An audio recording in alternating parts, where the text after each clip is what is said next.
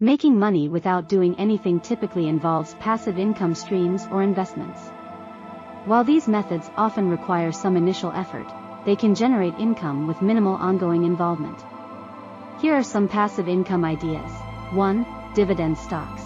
Invest in dividend-paying stocks, and you'll receive regular dividend payments without actively managing the investments. 2. Real estate investments.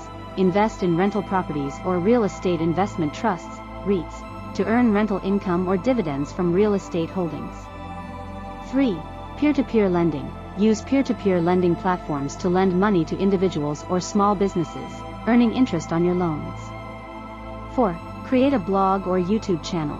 Though it takes time to build an audience, once established, you can earn money through advertising, affiliate marketing, or sponsored content. 5. Write a book or ebook. Write a book and earn royalties from book sales. Self-publishing platforms like Amazon Kindle Direct Publishing make it easier to get started. 6. Create an app or software. If you have programming skills, develop an app or software that can generate income through sales or subscriptions. 7. Invest in a business.